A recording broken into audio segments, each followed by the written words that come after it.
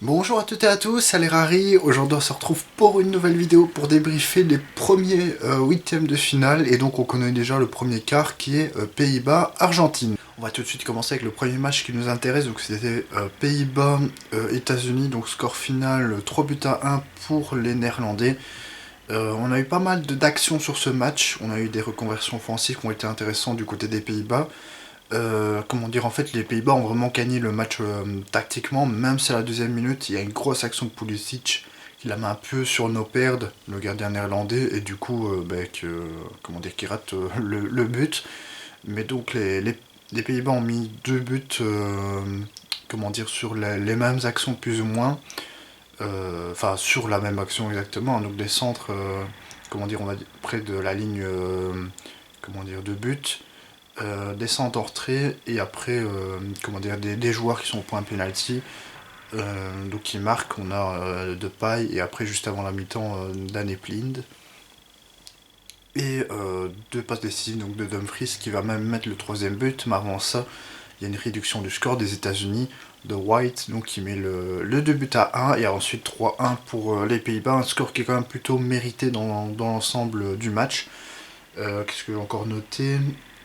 Euh, pour moi, comment dire, le match il se joue vraiment tactiquement, donc c'est Van Gaal pour moi qui gagne le match parce que, comment dire, en fait, il a su museler le milieu de terrain des États-Unis qui avait été une de leurs forces hein, lors des phases de groupe, et à cause de ça, justement, comment dire, en mettant surtout l'apport de Van Dijk qui allait un peu au-dessus, comment dire, aider de Room et comment dire Frankie de Jong qui a fait un excellent match d'ailleurs. Et en deuxième mi-temps de Room a été remplacé par Cobb Mainers, mais on a eu le même système de comment dire de densifier ce milieu de terrain hollandais qui de base est de deux joueurs, et là même se retrouver à trois voire même plus avec les flancs qui parfois venaient aussi dans le milieu de terrain. Donc non, franchement j'ai trouvé cette équipe assez intéressante tactiquement. Après c'est pas du spectacle, du grand football, mais tactiquement ça passe. Pas mal d'occasions de part et d'autre aussi. On a eu pas mal de tirs. C'était quand même un match un peu débridé à certains moments, donc c'était plutôt plaisant. Moi j'ai trouvé personnellement, même si c'est pas non plus le plus grand Pays-Bas qu'on ait connu. Personnellement, je trouve que cette équipe peut aller loin dans ce tournoi. Et ils sont déjà en quart d'ailleurs. Le gros point faible des États-Unis, oui, c'est ça, c'est avoir un 9 parce que le 9 c'est Ferreira ou Ferreira, il me semble. En première mi-temps, il était transparent. Certes, le deuxième, White, il marque un but, mais franchement, oui, le 9 c'est vraiment leur point faible. Personnellement, moi, je mettrais Timothy Weah. Au moins, on a, comment dire, en pointe.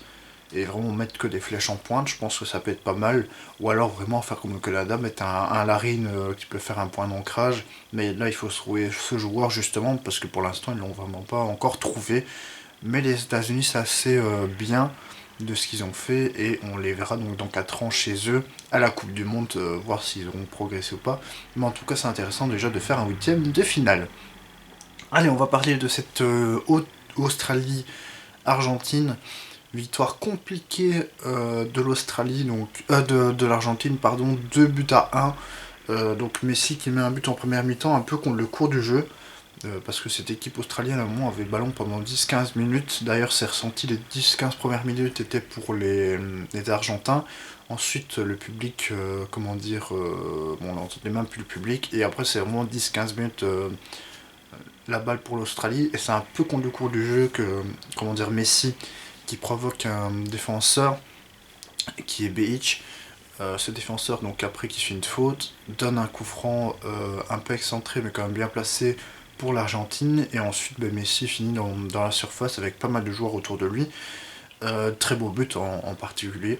Ensuite le deuxième but argentin il vient en deuxième période avec Rodrigo de Paul qui a fait vraiment un très très bon match et comment dire, un très bon pressing sur Mathieu Ryan. Et ensuite, comment dire, la défense australienne va, comment dire, un peu paniquer. Donc Julian Alvarez était bien placé pour marquer le deuxième but. Ensuite, Beach, ce même Beach qui a fallu faire une action de fou. Je sais plus avant ou après le but australien. D'ailleurs, le but australien c'est Goodwin, mais c'est un autobut de Enzo Fernandez. Parce que sinon la frappe était même pas cadrée. Et donc il va tromper comment dire, le gardien Martinez. Les gros ratés de Martinez de l'Inter justement. Putain, j'ai oublié son prénom, c'est pas grave. Décidément, il y a trop de Martinez hein, qui ratent des choses lors de cette Coupe du Monde. Mais comment dire, non, c'est. Il a pas fait une bonne entrée. Décidément, son nom ne me revient plus. Lautaro Martinez, voilà. Et comment dire, non, franchement, il a fait une entrée catastrophique. Et sinon, très bon pressing de, comment dire, de l'Australie aussi en première mi-temps. Comment dire, en fait, cette équipe, on voit qu'elle est faible techniquement. En fait, l'équipe la plus faible du mondial qui se qualifie en huitième de finale, en tout cas des huitièmes. Et franchement, elle a joué avec ses armes. Et donc là, Martinez, le gardien, qui sauve l'Argentine, pardon, tout à la fin, il fait un arrêt déterminant parce que sinon c'était cadré, une frappe, comment dire, c'était un Australien, je sais plus son nom, il est d'origine soudanaise, il y en avait deux dans l'effectif. Mais en tout cas, oui, c'est un très bon, comment dire, très bon, une très bonne Australie quand même, qui aura joué avec ses armes. Et donc de ce fait, on aura un Pays-Bas-Argentine au quart de finale. De toute façon, je ferai une vidéo comme les huitièmes, hein, qui expliquera qui joue à gagner en quart. Mais en tout cas, on n'a pas une Argentine qui était assez souveraine. Cette Argentine a toujours eu de la difficulté dans cette compétition. Et bon, on le voit encore justement que c'est pas fameux pour l'instant. J'ai trouvé les Pays-Bas un peu plus consistants sur ces huitièmes de finale. Voilà, ben j'espère que la vidéo vous aura plu. Et moi je vous dis salut!